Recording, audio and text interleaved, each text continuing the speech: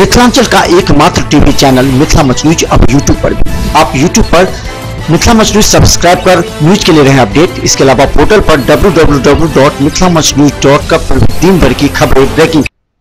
नमस्कार, मिथिला मंच न्यूज में आपका स्वागत है। मैं हूं मनोज और बता दें आज हमारी बहुत बड़ी बहस है और बहस खासकर दरभंगा में, जहां भारतीय जनता पार्टी ढोल नगाड़े के साथ सड़क पर उतर चुकी है, वहीं दूसरी तरफ कांग्रेस खेमे में निराशा है, मायूसी है, लेकिन एक विश्वास भी है। तो आज हमारा चर्चा का मुद्दा है गुजरात मॉडल फेल या पास। यह मुद्दा है हमारे साथ। हम सबसे पहले मिला दें आपको, हमारे साथ हैं सबसे पहले रियाज अली खान है कांग्रेस से। रियाज जी, आपका स्वागत है। आपका भी स्वागत है, नमस्कार। वहीं दूसरी तरफ हम बता दें बालेंदु जी हैं, बालाजी हैं, वो भारतीय जनता पार्टी से हैं। बालाजी, आपका स्वागत है। धन्यवाद, नमस्कार। वहीं तीसरी तरफ राष्ट्रीय जनता दल से हैं गंगा राम गोप जी। गंगा जी, आपका भी स्वागत है। नमस्कार, नमस्कार, धन्यवाद। तो चले, तीन पार्टिसिपेंट आज हमारे साथ जुड़े हुए हैं और अहम मुद्दा पर चर्चा है, क्योंकि पूरे देश में एक बहस छिड़ गई है, जहां राष्ट्रीय जनता दल कांग्रेस से अटैच है, इसलिए हम कांग्रेस का कहेंगे, एनडीए और यूपीए की अगर हम बात करें तो भारतीय जनता पार्टी का जो पहले निराशाजनक प्रदर्शन बीच में हो गया था तो लोगों में आक्रोश था कि ये क्या हो रहा है, लेकिन अचानक ग्राफ उठा और कांग्रेस नीचे आ गई। सबसे पहले ये बताइए बालाजी से हम पहले पूछेंगे कि क्या गुजरात मॉडल फेल या पास, ये बताइए बालाजी। पास, और केवल पास नहीं, फर्स्ट डिवीजन से पास, डिस्टिंक्शन के साथ पास। क्योंकि ये तो आप अभी बोल रहे हैं डिस्टिंक्शन से पास, लेकिन स्थिति तो खराब हो ही गई थी ना, आपकी स्थिति तो खराब हो गई थी। आपकी परीक्षा देते वक्त सबों की स्थिति खराब होती है, लेकिन अंततः जो रिजल्ट आता है उस पर ही ध्यान केंद्रित करना चाहिए आप सब तमाम मीडिया बंधुओं को और देश की जनता को। और रिजल्ट ये आया है कि 22 साल बाद छठी बार भाजपा गुजरात में अपनी सरकार बहुमत के साथ बनाने में पूर्णतः सफल हुई है, और हिमाचल प्रदेश में कांग्रेस 5 साल भी अपनी सरकार टिका नहीं पाई। रियाज जी, आप लोग तो पूरी तरह घेरने का प्रयास किए थे और आपने ये भी कहा था कि गब्बर सिंह टेस्ट लगा, डिमोनेटाइजेशन का नहीं कुछ असर दिखा। तो क्या लगता है कि जातिगत समीकरण को लेकर के आप उतरे थे, कितना निराश हुए आप? रियाज जी, सबसे पहले तो मेरे भाजपा के जो बंधु हैं उनको मैं कांग्रेचुलेट करता हूं उनकी जीत पर, लेकिन जहां तक उनके पास होने का सवाल है तो एक स्टूडेंट के बारे में कहा जाता है कि टॉप करेगा, लेकिन टॉप नहीं किया, सिर्फ पास किया, वो एक्सेप्टेबल है। आज आप देखेंगे कि गुजरात के अंदर जो स्थिति पहले थी, जो मोदी जी का पावर पहले था, क्या इस इलेक्शन में उतना सीट वो जीत पाए?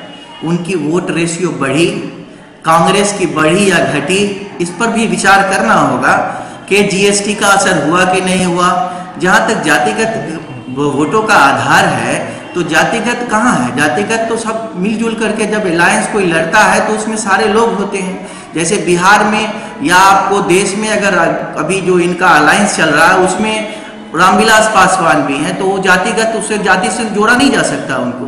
लेकिन कहने का मतलब है कि जहां पर जब एक लड़ाई होती है तो उसमें एक आपस में समझौता होता है, उस मिलकर उसको लड़ा जाता है।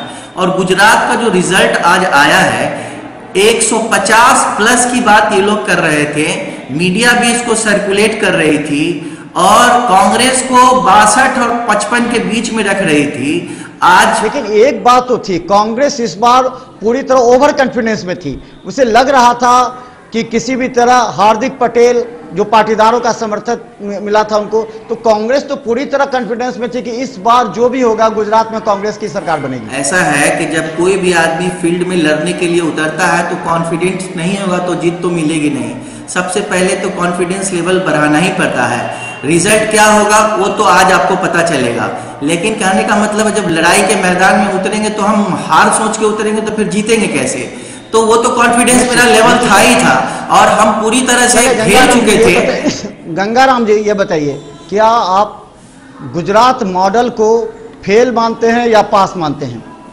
गंगाराम जी, तो पहले मैं आपको कह देना चाहता हूँ कि भारतीय जनता पार्टी के लोग पूरे मंत्रिमंडल दिल्ली के सांसद जितने थे 200-250 सांसद और मंत्री पूरे गुजरात में चुनाव के दरमियान सारा समय व्यतीत किए और धन बल का प्रयोग करके, और अकेला कांग्रेस के तरफ से राहुल गांधी, एक राहुल गांधी 200-250 मंत्री और सांसद और प्रधानमंत्री जो 60 सभाएं किए गुजरात में, उनको नाक के से पानी पिलाने का काम किया राहुल गांधी जी। आप कहते हैं कि मैंने पास कर गया। पास करने का मतलब होता है फर्स्ट डिवीजन से भी लोग पास करता है। आप तो सिर्फ पास किए हैं, न कोई डिवीजन आपको नहीं मिला है। आपका ग्राफ सेकेंड डिवीजन से पास किए तो क्या पास नहीं हुआ? अगर सेकेंडरी डिवीजन मान लीजिए पास कर गए तो पास तो कर गए ना। आपका जितना वोट और परसेंटेज था पिछले चुनाव में, उसमें आपको 10% आपको घटा है। इससे साबित होता है कि आपको जनता आने वाला समय में नकार देगी। चलिए, एक चीज तो ये हमेशा से होता है, जिसकी सरकार रहती है उसको थोड़ा सा नुकसान होता ही है। लगातार छठी बार उनकी सरकार है तो निश्चित तौर पर उनको तो हार जाना चाहिए था, लेकिन छठी बार भी अगर वो किसी भी तरह सरकार बना लेते तो एक क्रेडिट होगी ना। जबकि एक नया माहौल, आक्रोश था जीएसटी को लेकर के, नोटबंदी को लेकर के एक नया आक्रोश था उनके खिलाफ, तो ये तो इसको क्रेडिट नहीं ले पाई। मनोज जी इसका जवाब मुझे देने दीजिए। हाँ। बड़े भाई ने बहुत ही अच्छी बात बताई है, ये पास नहीं हुए हैं। और अगर यही बात को हम हिमाचल के प्रति अगर जोड़े कि मात्र 5 साल में कांग्रेस की सरकार को उखाड़ कर फेंक दिया जनता ने। महोदय, हिमाचल जो एक ऐसा स्टेट है, हिमाचल प्रदेश एक ऐसा स्टेट है जहां 5 साल से ज्यादा कोई सरकार नहीं रहती है। इससे पहले 5 साल भाजपा की सरकार थी, लोगों ने वहां नकार दिया। हर 5 साल पर एक पार्टी, नई पार्टी को वो लोग लाते हैं, ये उनका अपना पॉलिसी है। ये एग्जाम्पल कहाँ दीजिएगा? गोवा, छत्तीसगढ़? नहीं, एग्जाम्पल हमका गोवा में तो आपने जबरदस्ती हमसे छीन लिया। आपने ब्लैक मार्केटिंग कर करके सारे एमएलए को एक जगह एकत्र कर लिया। हमको देना चाहिए था गवर्नर को, और गवर्नर ने हमको दिया, बुलाया नहीं, उसमें तो आपका ब्लैकमेल था। गोवा आपने ब्लैकमेल से ले लिया। और सुनिए, जहां तक जीएसटी और नोटबंदी का सवाल है, ये पब्लिक के पास है। नोटबंदी और जीएसटी की लहर कम नहीं हुई है, लेकिन सिर्फ एक फैक्टर गुजरात में काम किया है कि मोदी जी चूंकि गुजरात से बिलोंग करते हैं, उन्होंने आखिरी चांस मांगा है कि एक चांस हमको दे दो, मेरी इज्जत का सवाल है। अगर हम हार गए तो देश का प्रधानमंत्री हार जाएगा। तो गुजरात के लोगों ने रहम करम करके उनको जिता दिया, बस और कोई बात नहीं है इसमें। चलिए, तो जिताना था तो ज्यादा से जिताना था, ये नहीं, तो सिर्फ जिता दिया गया। तुमने मांगा एक चांस और मैंने दिया एक चांस और। चलिए, बहुत बहुत धन्यवाद। रहम लोग अपने लोगों पर करते हैं और कांग्रेस, हाँ एग्जैक्टली, अपने लोगों पर। इसीलिए तो उनको प्लस पॉइंट इसीलिए हुआ क्योंकि वो गुजरात से बिलोंग करते हैं। अगर वो महाराष्ट्र से बिलोंग करते तो वो उनको 20 वोट माने के 20 से 25% मिट जाते वो। चलिए, आप लोगों का आकलन इसी तरह चलता रहेगा, लेकिन मैं एक सवालिया नजर से देख रहा हूं राष्ट्रीय कांग्रेस की नीतियों को। ये हार है कांग्रेस की नीति की, ये हार है कांग्रेस की नीयत की, और ये हार है कांग्रेस के नेतृत्व की। न कांग्रेस के नेतृत्व की हार है, न नीयत की हार है, और न इसकी नैतिकता की हार है। कांग्रेस ने क्या किया पता आपको? पूरे गुजरात में मोदी जी के घर में मोदी जी को इतना परेशान होना पड़ा कि आज तक शायद उन्होंने अपनी जिंदगी में इससे बढ़कर कोई इलेक्शन नहीं लड़ा होगा। रात की नींद चली गई, दिन का सुकून चला गया, दिमाग का दिल और धड़कन तेज हो गई। इससे बढ़ के और क्या हो सकता है कि पूरी पार्लियामेंट को उन्होंने गुजरात में उतार दिया और अपनी पूरी रात दिन गुजरात में लगा दिया। यही 22 साल की उपलब्धि आपकी। अगर 22 साल की उपलब्धि होती तो आपको इतना मेहनत नहीं करना पड़ता। क्या गलत है? अगर देश के प्रधानमंत्री ही सही, लेकिन अगर वो जाते हैं कैंपेन में, अगर निकलते तो गलत कहाँ है? ये गलत कहाँ है रिया जी? वो सोने के पालने में बड़े नहीं हुए हैं, जो नींद हराम हो गई है। अरे वो तो भाग्य का बात है, वो तो भाग्य का बात है कि कोई गरीब घर में पैदा होता है, प्रधानमंत्री बन जाता है, और कोई प्रधानमंत्री घर में पैदा होकर प्रधानमंत्री बनता है। ये तो भाग्य की बात है। भाग्य की बात है। अगर मान लीजिए नरेंद्र मोदी के लिए भाग्य की बात है तो हम आपको धन्यवाद देते हैं कि आप उन्हें भाग्यशाली मानते हैं। और हाँ, भाग्यशाली इसलिए मानते हैं कि गरीब घर में पैदा हुआ और कांग्रेस की नीति, कांग्रेस की नीयत और कांग्रेस के विचार में उनको आज देश का प्रधानमंत्री बनाया। बालाजी सुन रहे हैं हमारा? जी बालाजी, हाँ जी, बोला जाए।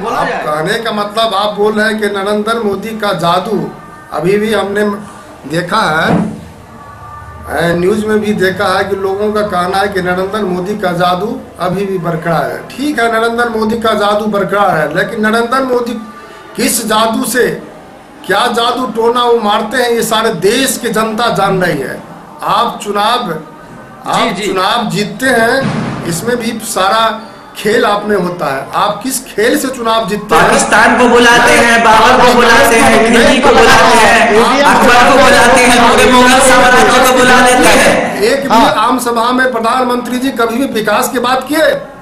वह सेंटिमेंटल चुनाव की बात करते हैं कि सोमनाथ में जाए, वहां मंदिर में उनका रजिस्टर में नाम नहीं है, तो आप ये हमको पाकिस्तान में बिरयानी खाने के लिए, ये सारा चीज आप सेंटिमेंटल आप वहां पर लोगों से वोट मांगते हैं। ये आपको ये नरेंद्र मोदी का जादू कहते हैं कि ये नरेंद्र मोदी का क्या नाम है, उसको जादू हम कहते हैं। ये नरेंद्र मोदी जी का जादू। 22 साल में अगर ये काम किए होते तो ये सब बात नहीं किए होते। सेंटिमेंटल चुनाव लोगों के आंखों में धूल झोंक करके लोगों को ठग कर ये चुनाव की वो जीतते हैं। वह कोई विकास के नाम पर एक शब्द नहीं बोले हैं कि मैंने क्या विकास किया। आप जाते पहले आप यूपी में चुनाव लड़े तो कहे हम गुजरात के बना देंगे यूपी को। आप बिहार में चुनाव लड़े तो आप कहे कि हम बिहार को यूपी गुजरात बना देंगे। क्या आप बनाए? आप गुजरात में भी कुछ नहीं कर पाए। इस बार आपका पोल खुला है कि आप बिहार गुजरात में भी कुछ नहीं कर पाए हैं। आप सेंटिमेंटल चुनाव लड़ते हैं, आप हिंदू मुस्लिम करा के चुनाव लड़ते हैं, आप धार्मिक उन्माद फैला के चुनाव लड़ते हैं। आपका यही आपका लेकिन इस बार तो जातिगत उन्माद भी हुआ। इस बार जातिगत उन्माद हुआ है। गंगाराम जी हम बता दें, अगर गुजरात में चुनाव हुआ इस बार तो इस बार जातिगत रंजिश फैली है। पाटीदार का आरक्षण का 49% की बात है, 49.5% है। आप कहां से ला करके दे दीजिएगा 11%, 10% उनको?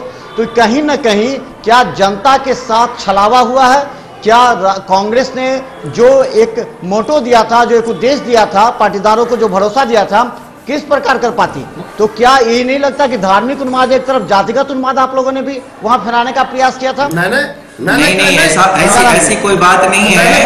जहां तक पाटीदार के रिजर्वेशन का सवाल है तो पिछले 2 दशकों से लड़ रहे हैं और 2 दशकों से सरकार भाजपा की ही है।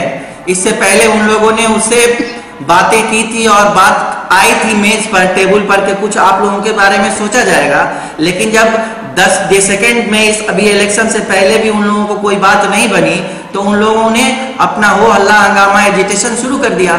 और जब शुरू किया तो इनके पाटीदार समाज इनके खिलाफ हो गई। तो आखिर पाटीदार समाज को किसी का सहयोग चाहिए था या नहीं चाहिए था? जहां तक राहुल जी की सवाल है तो उन्होंने ये नहीं कहा कि मैं आपको रिजर्वेशन दे दूंगा। कॉन्स्टिट्यूशन के हिसाब से जो बन पड़ता है उसको किया जाएगा अगर मेरी सरकार आएगी। ऐसा कुछ नहीं है किसी का 5% काट के आपके 5% में लगा दिया जाएगा। और समय जब आएगा तो इस पर विचार होगा। और अगर कॉन्स्टिट्यूशन कहेगा, संविधान कहेगा कि अगर रिजर्वेशन मिलना चाहिए तो मिलेगा। ये राहुल जी ने कहा था, ऐसा राहुल जी ने नहीं कहा था।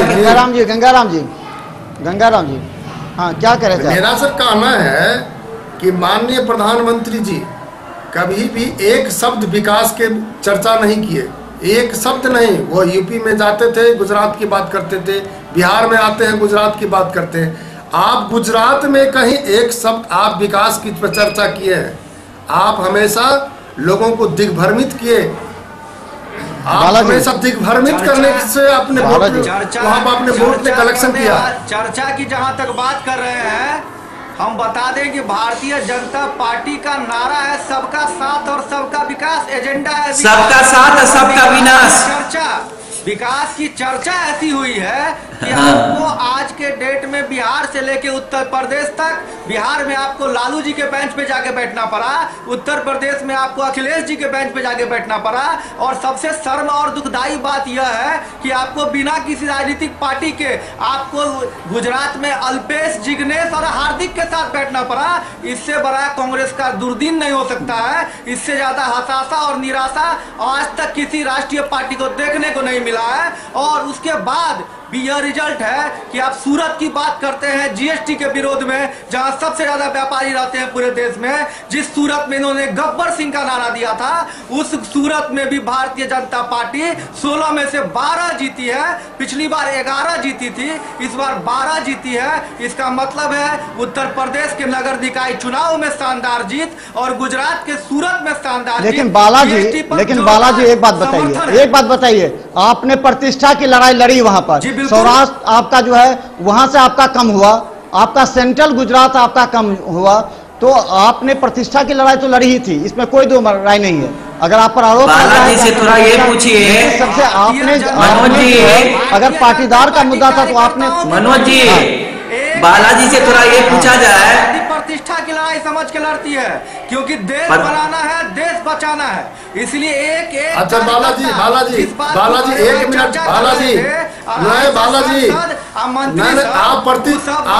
आपका प्रतिष्ठा यही है, नहीं बालाजी आप एक मिनट को याद करें, आपका प्रतिष्ठा यही है। आप लोग प्रतिष्ठा की बात करते हैं तो हंसी आती है और एकता की बात करते हैं तो हंसी आती है। एक आदमी कर बोले तो मुझे लगता है कि ज्यादा डिस्कस हम लोग कर पाएंगे, अगर एक एक करके बोलेंगे तो ज्यादा। आप कहते हैं कि प्रतिष्ठा के साथ हम चुनाव, प्रतिष्ठा के सन्निहित करके चुनाव लड़ते हैं, तो आप एक हार्दिक पटेल एक युवा नेता के उसके चरित्र आप हरण करने के लिए आपने 40 करोड़ रुपया खर्च किया है उसके सीडी तैयार करने में। क्या इसमें क्या सच्चाई है बताइए बालाजी? इसका प्रूफ दीजिए आप। 40 करोड़ रुपया भाजपा ने सीडी बनाने में खर्च किया है, इसका प्रूफ है। पूरे गुजरात में इसका प्रूफ मिल गया है सार्वजनिक चैनल पर। हार्दिक पटेल की सीडी किसने निकाली थी? भाजपा वालों ने ही तो निकाली थी। अब 40 करोड़ खर्च हुआ होगा या 4000 करोड़ खर्च हुआ होगा? आप क्यों डर गए हार्दिक पटेल? 40 करोड़ रुपया की आपने बात। तो चले हम बता दें, आज हमारे साथ अहम मुद्दा पर चर्चा करने के लिए है, और हम चर्चा कर रहे हैं बीजेपी को 103 से 105 सीट पर है और कांग्रेस जहां 75 सीट पर सिमट गई है। प्रतिष्ठा की लड़ाई थी, कांटे की टक्कर थी, दोनों दल आगे पीछे थे, पूरे देश की सांसें जैसे रुक गई थी, क्योंकि एक तरफ जहां भाजपा ने प्रतिष्ठा का प्रश्न बना लिया था, वहीं कांग्रेस ने अपनी मेहनत को और भी ऊपर देखना चाहती थी, लेकिन दूसरे दौर के बाद वो धीरे धीरे फिसलने लगी और अंत में बीजेपी की सरकार बनना तय हो गया। और हम बता दें, एक मुद्दा हमारा, अब हम अगले मुद्दा पर बात करें। एक मिनट हमारा मुद्दा, हम और भी बात करेंगे। एक मुद्दा दीजिए। मेरा एक छोटा सा सवाल है लोगों से, बोलिए। एकाएक गुजरात चुनाव में जनेऊ धारण किए हुए पंडित राहुल गांधी, एकाएक गुजरात चुनाव में जनेऊ धारण किए हुए पंडित राहुल गांधी राष्ट्रीय अध्यक्ष बनने के बाद मां को माथे पे किस लेकर आशीर्वाद लेते हैं? क्या भारतीय संस्कृति और पंडितों की संस्कृति ये है, या पैर छू के प्रणाम करने की संस्कृति है? ये हिंदू है, ईसाई है, मुसलमान है, इसको पहले साबित करें, तब जाके जातीयता की लड़ाई लड़ें। इसी से जुड़ा हुआ सवाल था मेरा, इसी से जुड़ा सवाल था रियाज जी, इसी से जुड़ा हुआ हमारा सवाल था। हमने कहा था क्या धार्मिक मिथ्या टूटा है? रियाज जी, हमने ये सवाल किया था, इसी से जुड़ा हुआ, क्या धार्मिक मिथ्या टूटा? वहां पर राहुल गांधी भी मंदिर में जाते हैं, माथा टेकते हैं, प्रणाम करते हैं। जी मैं जवाब दे रहा हूं और करते ही रहे, लेकिन हाँ मैं दे रहा हूं। सबसे पहले भाई साहब ने जो भी कहा था कि चुंबन माता का लिया, ये उनको पता नहीं होगा कि ये भी एक धार्मिक तरीका है अपने बड़ों को हाँ नहीं ईसाइयों का नहीं है, आपको नहीं पता है। और दूसरी चीज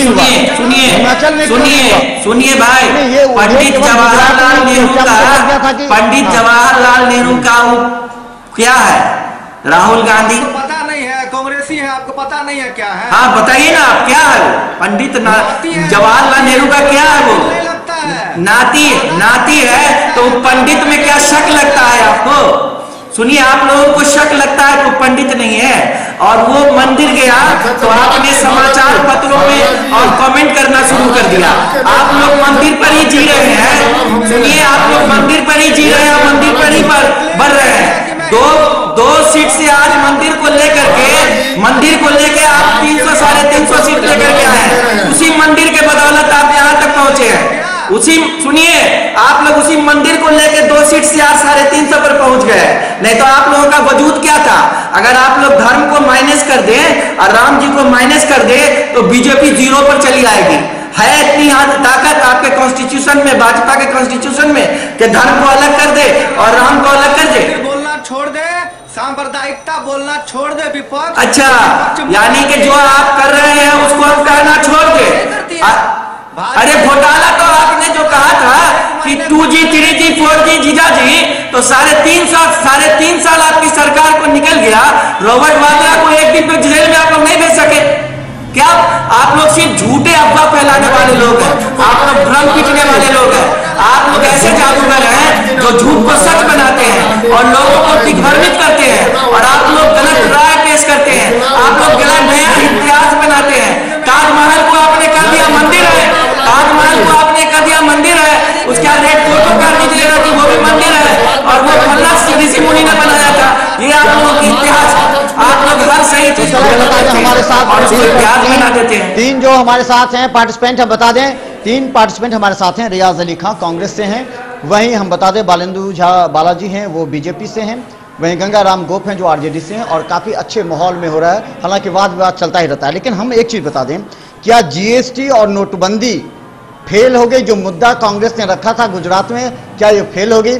इसके बाद जीएसटी के बाद भी कई चुनाव हुए, वहां भी ये मुद्दा नहीं रहा। गुजरात में जनता भी करे ये मुद्दा नहीं है, तो क्या जीएसटी को जो गब्बर सिंह टैक्स कहा जाता था, क्या ये मुद्दा नहीं रही? इस मुद्दा पर चुनाव के लिए जनता ने अपनी सहमति नहीं दी क्या? रियाज ये बताइए। जीएसटी के बाद ये पहला दूसरा स्टेट है।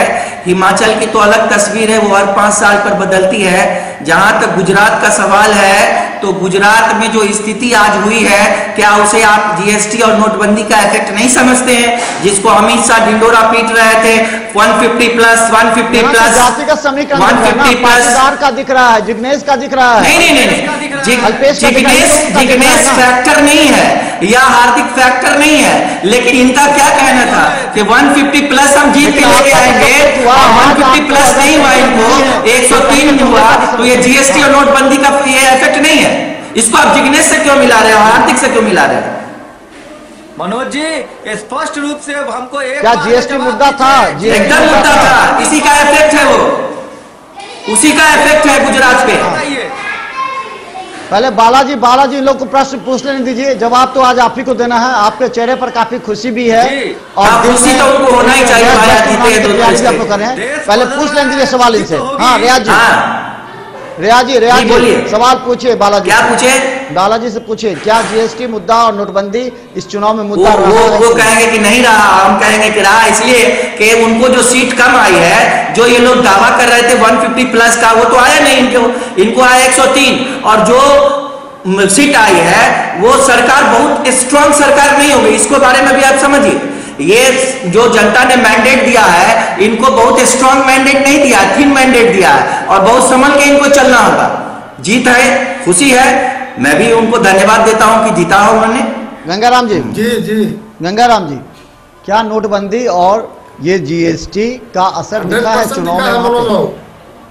आज गुजरात में चुनाव हुआ है, ये दावा कर रहे थे भारतीय जनता पार्टी के लोग, हम के 160 से ऊपर हमारा सीट होगा।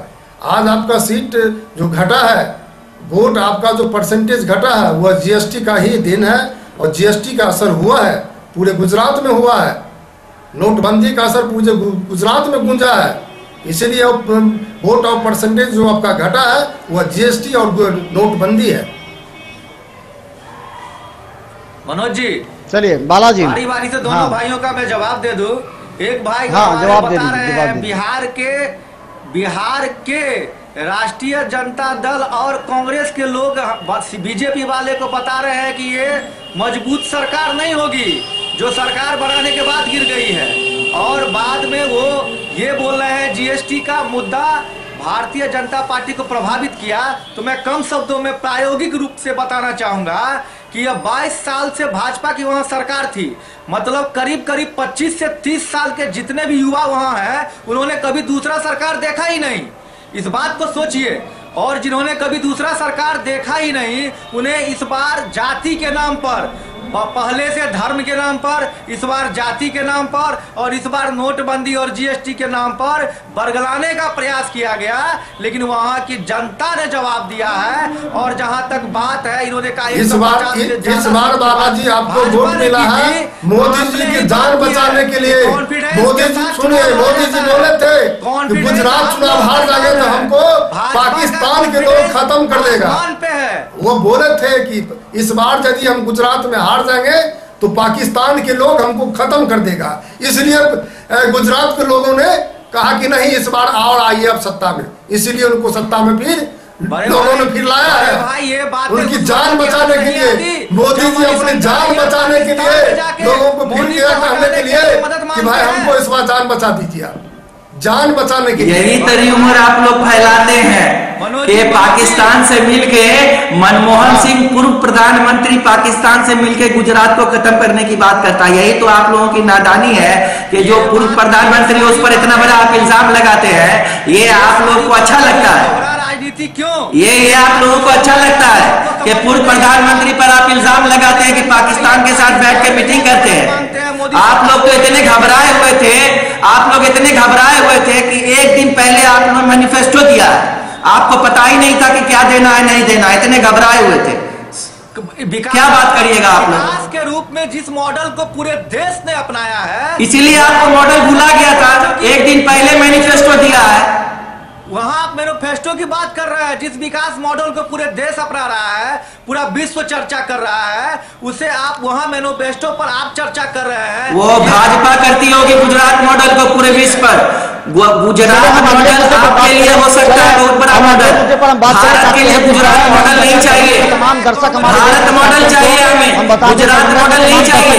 भारत को भारत का मॉडल चाहिए, भारत को एक स्टेट का मॉडल नहीं चाहिए। ये दरभंगा के दर्शक देख रहे हैं, हमें गंभीर मुद्दे पर भारत को भारत का मॉडल चाहिए, भारत को एक स्टेट का मॉडल नहीं चाहिए। 10-15 साल से रियाज जी, अगर हम लोग 10-15 साल से चुनाव के नतीजों को देखें तो क्या लगता है कि बड़े दल, बड़े पार्टी की जगह पर क्षेत्रीय पार्टी अपना प्रभुत्व बना रही है, अपने सरकारें बना रही है, या फिर उसमें बहुत बड़ी भागीदारी निभा रही है? अगर विभिन्न राज्यों की बात करें तो ये बताइए।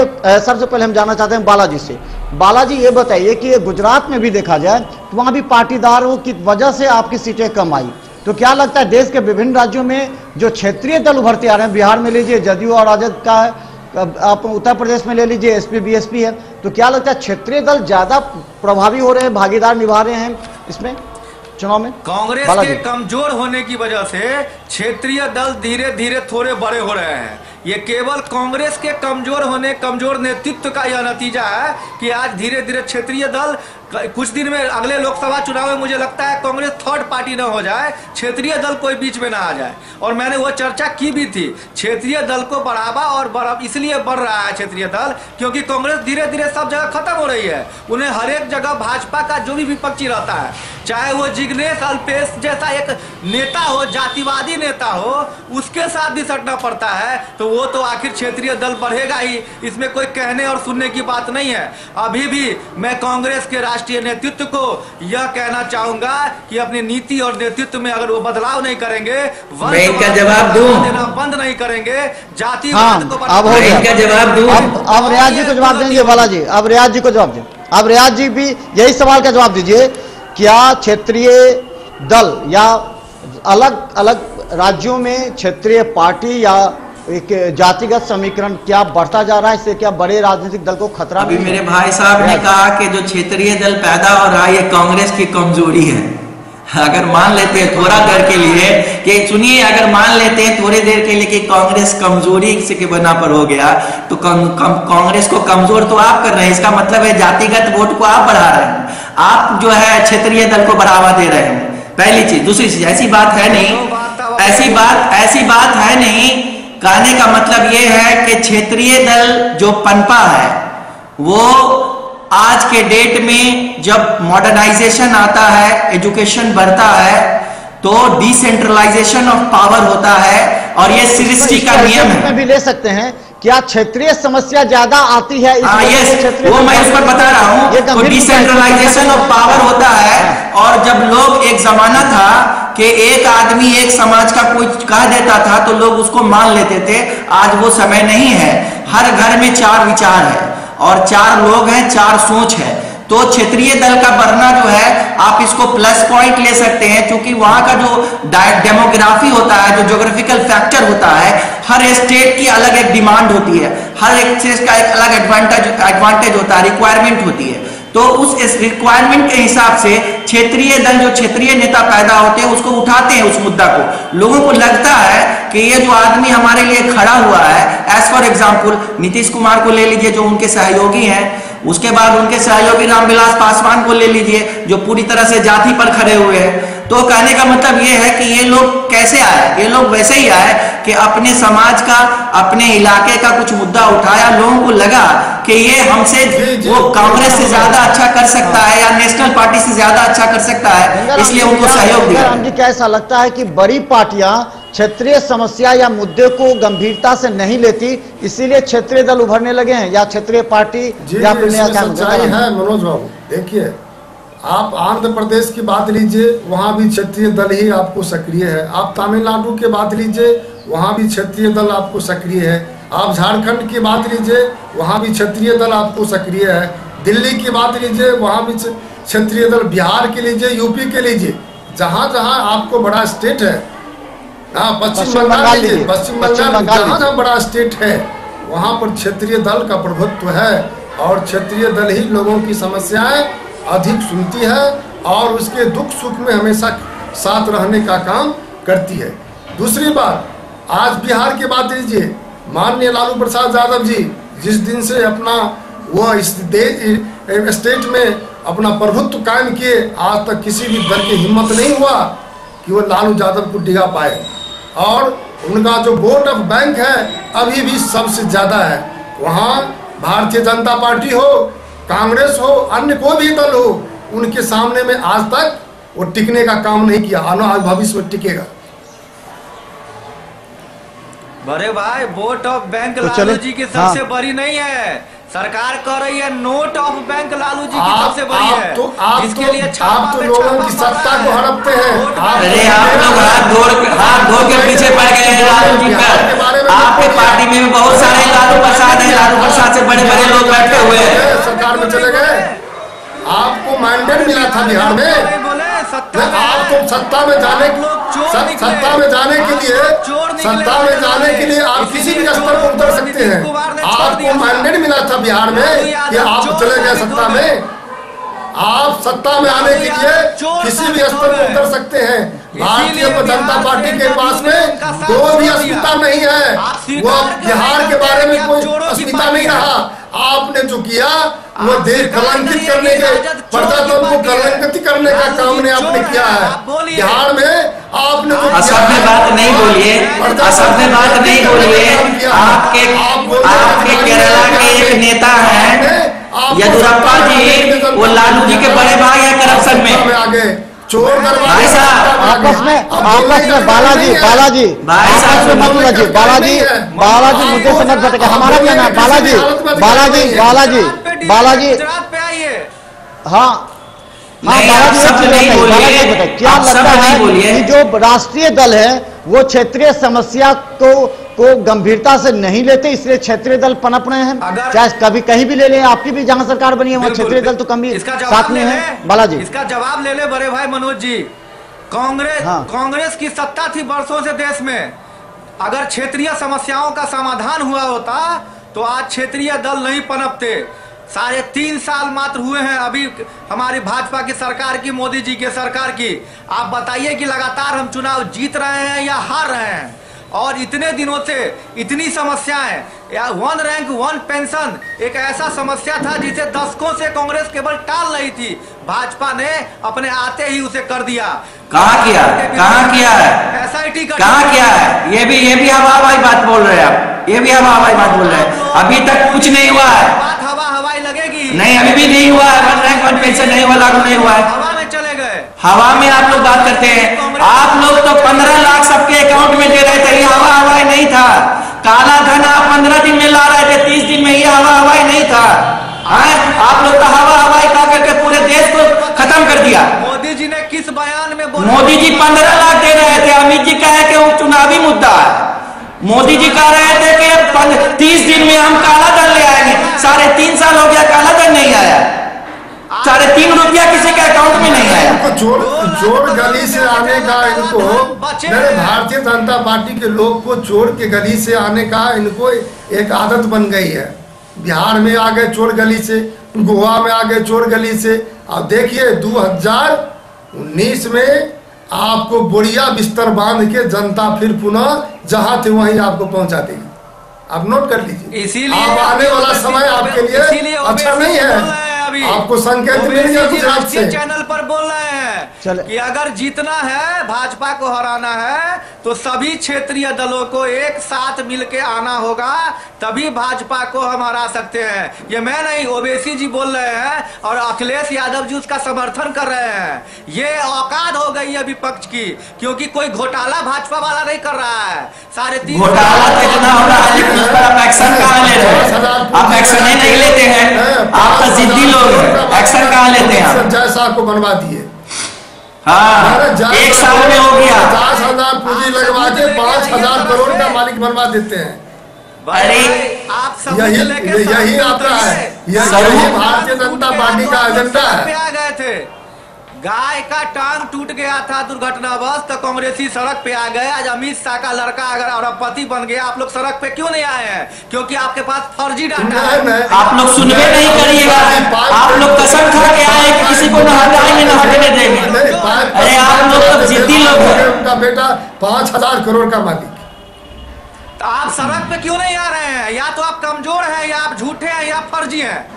कमजोर नहीं है, कमजोर नहीं है, क्योंकि जो गद्दी पर बैठा वो हिटलर है, वो बात ही नहीं सुनेगा, वो हिटलर है। बता दें, चुनाव में जो मुद्दा उठता है उसी मुद्दे को लेकर के जनता काफी गंभीर होती है और वोटिंग भी करती है।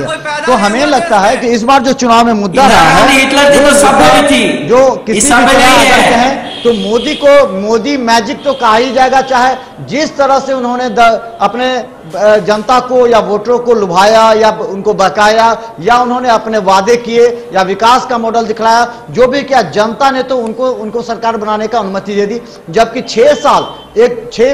22 साल तक एक बहुत बड़ी बात होती है और उसमें तो आक्रोश होना चाहिए था, सीधा उनको 25 सीट पर शिफ्ट देना चाहिए था। लेकिन फिर भी अगर 103 सीट ला के देती है तो हमें लगता है कहीं ना कहीं कुछ तो मैजिक रहा होगा। अब ईवीएम भी मुद्दा नहीं रहा, यहाँ पर तो कांग्रेस भी 75 सीट ला के आगे बढ़ रही थी। अब तो वहां तो उत्तर प्रदेश में ईवीएम का मुद्दा लिया, यहाँ ईवीएम का भी मुद्दा नहीं है। ईवीएम नहीं कर रहे हैं, नहीं तो आज 9 बजे भोर से ही लोग ईवीएम घोटाला का हल्ला कर ले रहे थे। वो तो शुक्र कीजिए कि कुछ सीट कांग्रेस को बढ़ गया कि लोग ईवीएम पर चर्चा नहीं कर रहे हैं। नहीं तो आप लोगों के योगदान से कांग्रेस को सीट बढ़ गया है। नहीं, चलिए चलो, निश्चित तौर पर हम बता दें, और हमारे साथ जुड़े हुए हैं रियाज अली खां हैं, कांग्रेस से हमारे साथ हैं। और वहीं बता दें हमारे साथ बालेंदु झा बालाजी हैं, वो भारतीय जनता पार्टी से हैं, और गंगाराम गोप जी हैं जो राष्ट्रीय जनता दल से। काफी अहम मुद्दे पर चर्चा हो रही है और हम हर मुद्दे पर जो चर्चा करेंगे, दरभंगा की तमाम जनता देख रही है। और हम बता दें यूट्यूब पर भी जनता देखकर अपने विचार भी रख रही है। और हमें इस बात की खुशी है कि जब यूट्यूब पर हम इसे पोस्ट करते हैं तो 1000 से भी ज्यादा, टीवी चैनल पर तो हजारों लोग देखते हैं, लेकिन अगर यूट्यूब पर अगर 1 घंटे का डिस्कस देखे, बहस देखे, तो हमें लगता है कि दरभंगा भी एक नए बदलाव की ओर जा रहा है। हमारा एक और मुद्दा है जिस पर हम चर्चा करेंगे, क्या इस जीत का असर 2019 के लोकसभा चुनाव में भी दिखेगा? बालाजी, जीत का असर लगातार जारी है। विकासात्मक कार्यों को और मोदी जी के लगातार बिना छुट्टी लिए हुए जो लगातार 18 घंटे काम करके उन्होंने देश को बनाने और बढ़ाने का काम किया है, देश को हर एक क्षेत्र में गौरवशाली स्थान दिलाने का काम किया है, वो आप निश्चिंत रहिए कि केवल राज्यों और निकायों के चुनाव ही नहीं, देश की जनता 2019 में बहुमत नहीं, इससे भी ज्यादा बहुमत के साथ भारतीय जनता पार्टी और मोदी जी की सरकार बनाने वाली है। और मैं दावा करता हूं कि जिस स्थिति में कांग्रेस है, 28 हार के बाद 29 हार के बाद राष्ट्रीय अध्यक्ष राहुल गांधी जी बने हैं, फर्जी पंडित राहुल गांधी जी बने हैं, उसकी स्थिति में अगली बार कांग्रेस विपक्ष में बैठने लायक भी नहीं रहेगी। आपसे सर्टिफिकेट लेने की जरूरत नहीं है पंडित का। रियाज जी, आपसे सबसे पहली बात, आपसे सर्टिफिकेट नहीं लेना है कि राहुल गांधी पंडित है या नहीं है। पहली चीज, धर्म का सर्टिफिकेट आप लोग बेचने वाले लोग। खैर चलिए, आप मुद्दे पे आइए, मुद्दे पे आइए, मुद्दे पे आइए। कहने का मतलब मुद्दे पे आइए। आप लोगों का व्यवहार जो है ना, वो हिटलर वाला व्यवहार है। आप लोग वो जन्म घूटी पी करके आए हैं जो हारिएगा ही नहीं। कांग्रेस ने 60 साल तक हुकूमत किया, लेकिन कांग्रेस कभी ये नहीं कहती है कि हम हारेंगे नहीं और जीतेंगे नहीं। इलेक्शन में जीत और हार लगा रहता है। आपका भी सुपरा एकदम साथ होगा। एक दिन मोदी जी ऐसे चले जाएंगे कि आप खुद उनका नाम नहीं लीजिएगा। जिस तरह से आज अटल बिहारी जी का नाम नहीं लिया जा रहा है, LK आडवाणी जी का नाम नहीं लिया जा रहा है, उसी तरह से मोदी जी का भी एक दिन नाम नहीं लिया जाएगा। ये सृष्टि का नियम है, इसको समझिए। आप सुनिए, समझिए, पहले इसको समझिए। और दूसरा चीज सुनिए, दूसरी चीज सुनिए, दूसरी चीज सुनिए। आपके LK आडवाणी और अटल बिहारी वाजपेयी म्यूजियम में चले गए, मॉन्यूमेंट हो गए हैं। उसी तरह से मोदी जी भी अब मॉन्यूमेंट हो जाएंगे। अच्छा हाँ, अब सुनिए, कहने का मतलब ये है कि 2019 तो अभी 2 साल बचा हुआ है। अभी उसमें कोई ज्यादा क्यास कराई नहीं किया जा सकता। दावा तो वही लोग कर सकते हैं, चूंकि लोग जन्म घुटी पी करके आए हैं और 3.5 साल में भारत को भारत बना दिया। इससे पहले तो भारत भारत था नहीं, तो इन लोगों ने सारा काम तो 3.5 साल में कर दिया। महंगाई को कहां से कहां पहुंचा दिया, पेट्रोल को अटल बिहारी वाजपेयी के उम्र में पहुंचा दिया, गैस को 814, 800, 850 कर दिया। ये सब इनका देखिए काम है, डेवलपमेंट वर्क है जो पब्लिक के लिए सोच करके किया है इन लोगों ने। इसमें इन लोगों को सराहा जाएगा, समझा। तो कहने का मतलब ये है कि आज GST, नोटबंदी, प्राइस राइज, ये सारा मार्केट जो आपको आज दिख रहा है, आप सब्जी खरीदने जाते होंगे तो सारी सब्जियों का रेट क्या है, टमाटर कभी 60 से नीचे आ ही नहीं रहा है। तो खैर, और गैस को आपने पहुंचा दिया 850 पर, और तेल को आपने अटल बिहारी वाजपेयी के उम्र में पहुंचा दिया। और कांग्रेस चलती तो टमाटर गला में लेके घूमते थे और सिलेंडर सर पर लेके घूमते थे। आज आप लोग दिखलाई नहीं दे रहे रोड पे। रियाज जी, मेरा बहुत सीधा सा सवाल है, क्या 2019 के लोकसभा चुनाव में इस जीत का असर दिखेगा? बहुत छोटा सा। इस जीत का कोई असर नहीं होगा। जो हाल गुजरात में 103 पर ये सिमटे हैं, आप देख लीजिएगा 2019 में वो 100 के अंदर रहेंगे। 2019 आने चलिए, ठीक है। चलिए गंगाराम जी बताइए, क्या 2019 के लोकसभा चुनाव में असर दिखेगा? गंगाराम, मैं आपको स्पष्ट बता देना चाह रहा हूँ, जो रुझान आपको गुजरात में हुआ है, भारतीय जनता पार्टी के लिए कोई अच्छा संकेत नहीं है। आने वाला 2019 इनके लिए बहुत दुर्दिन आने वाला है। और इनका जो मनोबल कर रहा है, मेरा मनोबल अभी भी नरेंद्र मोदी कारण बढ़ा हुआ है, लेकिन मोदी जी का मनोबल अंदर से टूट गया गुजरात के चुनाव में। और आने वाला समय, एक भी भारतीय जनता पार्टी का जो मैनिफेस्टो था, वो आज तक पूरे देश के सामने कहीं ये साबित नहीं कर पाए, न कुछ काम कर पाए। जनता देख रही है, और आने वाला 2019 इनके लिए दुर्दिन है। और ये 100 जो हमारे रियाज भाई बोले, हमको लगता है 100 के अंदर में रह जाएंगे। इनको आने वाला समय बहुत दुर्दिन है। चले, ठीक, चले 100 के अंदर जा सकते हैं। चले, ये बात हम मान लेते हैं। अब हम एक अहम मुद्दा पर हम चर्चा करें, और हमारा समय भी लगभग पूरा हो चुका है। हम बता दें, भाजपा और कांग्रेस दरभंगा में नेतृत्व विहीन सा लग रहा है।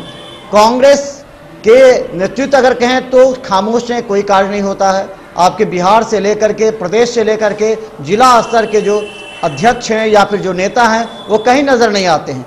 आज भी डिस्कशन था तो इस मुद्दे पर कई आपके कांग्रेस नेता भागते नजर आ रहे हैं, बोलने से परहेज करते हैं। तो अगर हारे तो बोलने में क्या दिक्कत है? रियाज जी, नहीं है, मैं तो ऐसा नहीं मानता हूं कि भाग रहे हैं। हो सकता है कोई वजह हो गई होगी, कोई काम पड़ गया होगा।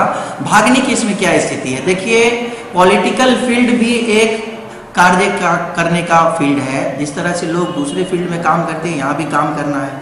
और जो भी पॉलिटिशियंस या पॉलिटिकल पार्टीज जो भी मेहनत करती है, उसको फीडबैक उसका मिलता है। अगर कांग्रेस मान के चलते आपके अनुसार कि कोई नेतृत्व नहीं है, ऐसी बात नहीं है। प्रदेश में हमारे कार्यकारी अभी अध्यक्ष हैं जिनको फुल फ्लेज्ड पावर मिला हुआ है, और हमारे जिला में सीताराम चौधरी जी हैं जिनको कांग्रेस को अच्छा चला रहे हैं। लेकिन पूरी तरह आपको नेतृत्व विहीन ही मांग रहे। कहीं भी कांग्रेस का अगर कहें तो कोई बड़ा कार्यक्रम, बड़ा आंदोलन जो लगातार होना चाहिए विरोध के रूप में, वो दिख नहीं रहा है, और अंदर ही अंदर बहुत असंतुष्ट लोग हैं आपके उसमें। तो कैसे काम चला पाएगा, कैसे 2019 का चुनाव लड़ पाएगा? ऐसा है कि हर चीज का एक समय होता है, और समय के साथ साथ एक सपना होता है, और सपने के साथ साथ एक सराहनीय कदम होता है। तो जब इंसान उरूज पे होता है तो उसको हर चीज लगता है कि ये मेरा सब अच्छा चल रहा है, और जब इंसान का डाउनफॉल होता है तो उसको अच्छा भी करता है तो उसको लगता है बुरा हो रहा है, अच्छा नहीं हो रहा है। तो कांग्रेस के लिए आप मान सकते हैं कि अभी बहुत ही स्ट्रगलिंग टाइम है, खास करके बिहार में अगर बात करें तो स्ट्रगलिंग पीरियड है। हम लोगों को मेहनत करनी है, और जो मेहनत कर रहे हैं उससे ज्यादा मेहनत करनी है, ताकि दूसरे जो पॉलिटिकल पार्टीज हैं उनसे ज्यादा करने के लिए, आगे बढ़ने के लिए हमें मेहनत करने की जरूरत है। इसमें हम आपकी बात मानते हैं। बालाजी, हाँ ठीक, बालाजी ये बताइए, आपके भारतीय जनता पार्टी के सांसद निलंबित। जी हाँ, भारतीय जनता पार्टी का कोई वैसा चेहरा आपको दरभंगा स्तर पर नजर नहीं आ रहा है। कैसे नहीं? कार्यकर्ता हुआ आपको में कैसे? आपका जो समर्थक हैं, जनता है, वोटर है, वो आपको में है। आखिर किसको आप चेहरा लेकर, आप जो है भारतीय युवा मोर्चा के हैं, लेकिन आपको हाशिए पर रखा जा रहा है। आपके कोई भी कार्यक्रम भारतीय युवा मोर्चा में आपको सामला, भारतीय जनता पार्टी में शामिल होकर कार्यक्रम हमारे डिबेट में शामिल होते हैं, तो क्या लगता है कि भारतीय जनता पार्टी भी अंदरूनी रूप से इतनी टूटी हुई है कि वो कभी भी किसी और करवट ले सकती है? बालाजी देखिए बड़े भाई, जब परिवार बड़ा होता है तो थोड़ी सी खटपट होना तो संभावित है किसी भी बड़े परिवार में, और भाजपा विश्व की सबसे बड़ी पार्टी है और सबसे बड़ा राजनीतिक परिवार है। लेकिन इसके बाद हम इस बात का खंडन करते हैं कि भारतीय जनता पार्टी में कोई अंदरूनी कलह है। और जहां तक आपने नेतृत्व की बात की, तो किस नेतृत्व की आप बात कर रहे हैं? नेतृत्व करने के लिए ही प्रदेश भाजपा ने हमारे पूर्व विधायक और पूर्व जिला अध्यक्ष श्री गोपाल जी ठाकुर को प्रदेश में उपाध्यक्ष बनाया है। दरभंगा भाजपा का नेतृत्व करने के लिए मिथिला के सभी क्षेत्रों का प्रभारी बनाया है। नेतृत्व करने के लिए हमारे जिला अध्यक्ष लगातार हरी सहनी जी सक्रिय हैं नेतृत्व करने के लिए। हर एक कार्यक्रम में हम लोग, जो भी कार्यक्रम हो, बधाई हो, मिठाई हो या विरोध हो, दरभंगा भाजपा हर एक कदम में आपको आगे नजर आएगी। हाँ, ये जरूर कह सकते हैं आप कि विपक्षी एक तरह से डेड हो गए हैं। दरभंगा में विपक्ष नाम की कोई चीज नहीं। आप लोग भी सुस्त हो गए हैं, तो इसका मतलब आप लोग भी सुस्त हो गए, आप लोग भी सुस्त हो गए, भारतीय जनता पार्टी कार्यकर्ता नेता सुस्त हो गए। मनोज जी, किस मुद्दे पर हम सुस्त? कौन सा चेहरा है आपका कौन सा चेहरा है दरभंगा में? ये बता दिए, नेतृत्व करने वाला कौन सा चेहरा जो दमदार चेहरा हो, जो अगर लोकसभा चुनाव के दृष्टिकोण से भी देखें, लोकसभा चुनाव के दृष्टिकोण से भी देखें, तो कौन सा चेहरा है आप बीजेपी में? लोकसभा चुनाव के दृष्टिकोण से आपको पता है कि कीर्ति आजाद जी पार्टी से निलंबित है। नए चेहरे को पार्टी लोकसभा चुनाव में लाएगी, वो पार्टी के राष्ट्रीय टीम का, कोर कमेटी का फैसला होगा। लेकिन फिलहाल फिर भी कोई एक चेहरा तो होना चाहिए ना। आप कर रहे हैं कि आप करें गोपाल जी ठाकुर, कौन सा चेहरा है ऐसा बता दीजिए जिस चेहरे पर या तो चुनाव लड़ा जाए या जिस चेहरे। अभी तक मैं ये नहीं कहता कि एमपी के लिए प्रोजेक्ट किया जा रहा है, लेकिन मैं ये इतना जरूर जानता हूं कि पिछले आज ही के दिन नित्यानंद राय जी दरभंगा आए थे पिछले साल। उस दिन से लेकर आज तक दरभंगा भाजपा में श्री गोपाल जी ठाकुर का कद बिहार भाजपा में बहुत ही बढ़ाया गया है। उन्हें यहाँ का क्षेत्रीय प्रभारी बनाया गया है। ये उन्हें मिथिला से गुजरात चुनाव प्रचार में भेजा गया था। तो लगातार निश्चित रूप से गोपाल जी ठाकुर का कद प्रदेश नेतृत्व से राष्ट्रीय नेतृत्व बढ़ाने के ओर। आप एक बात को ले लीजिए, आप छोटा बात को ले लीजिए। आप भारतीय जनता युवा मोर्चा में हैं, आप छोटा बात ले, आप भारतीय जनता युवा मोर्चा में, लेकिन आपकी कोई एक्टिविटीज नहीं देखी जा रही। सवाल कीजिए मनोज जी, फिर से। हाँ, आपके पास आ रहे हैं, गंगाराम जा रहे हैं, इनका पहले अति कर ले। हाँ बालाजी, आपका भारतीय जनता युवा मोर्चा में कोई सक्रियता नहीं देखी जा रही, कोई कार्यक्रम नहीं देखा जा रहा है, और बाहर के लोग आ रहे हैं और आप कुछ बोल नहीं रहे हैं। नहीं, हमारी सक्रियता नहीं देखी जा रही है। आपको मैं बता दूं कि भारतीय जनता पार्टी युवा मोर्चा की प्रदेश टीम ने मुझे खजौली विधानसभा का कमल क्लब का प्रभारी बनाया है। मैं भारतीय जनता पार्टी युवा मोर्चा प्रदेश टीम का सिपाही हूं, और जहां तक बात रही युवा मोर्चा दरभंगा की, तो अभी तो कुछ दिन पहले टीम ही गठित हुई है। अभी कुछ दिन पहले दैनिक जागरण वाले कार्यक्रम में भी हम लोग साथ मिलके कार्यक्रम किए हैं और जितना भी लगातार कार्यक्रम होता है वो करते ही हैं। जिला भाजपा का थोड़ी देर बाद अभी आपको उत्सव का कार्यक्रम है, वहां भी जा रहा हूं। तो ये मैंने पहले ही कहा था कि जब टीम बड़ा होता है, परिवार बड़ा होता है, तो थोड़ा मोड़ा खटपट होता है, लेकिन व्यक्तिगत मेरा किसी भी व्यक्ति, किसी भी नेता और किसी भी संगठन, लेकिन फिर भी हम बता दें, जनता भारतीय जनता पार्टी के तरफ से अगर दरभंगा की जनता कहें तो पूरी तरह वाकई में है। हम बात करें, हमारे साथ गंगाराम गोप जी हैं आरजेडी के। हम बता दें यहाँ फातिमी जी, यहाँ पर अगर हम कहें तो भोला यादव जी माने जाते हैं राष्ट्रीय जनता दल के, जो लालू प्रसाद यादव के पीए रहे हैं। तो आखिर राष्ट्रीय जनता दल का जो अहम मुद्दा है, उस मुद्दे पर वो काफी अभी निष्क्रिय सी है, अभी सोच रहे कि वो क्या करें। अभी वो खुद अपने आप में इतनी उलझी हुई है, जब उनके तेजस्वी यादव पर आरोप लग गए, जो उनके संपत्ति को नीलाम किया जा रहा है, उन संपत्ति को जब्त किया जा रहा है, ऐसे में क्या जवाब देगी जनता के बीच में? जी मनोज जी, आपको मैं बता देना चाह रहा हूँ कि आपने जो बोला कि भारतीय जनता पार्टी के नेतृत्व विहीन है दरभंगा, वह सही नेतृत्व विहीन है। यहाँ नेतृत्व करने वाला जो लोग थे, कीर्ति आजाद, बेबाक बोलने वाले, जो नरेंद्र मोदी के झूठ के विरोध करने वाले, उनको भारतीय जनता पार्टी से निलंबित किया गया।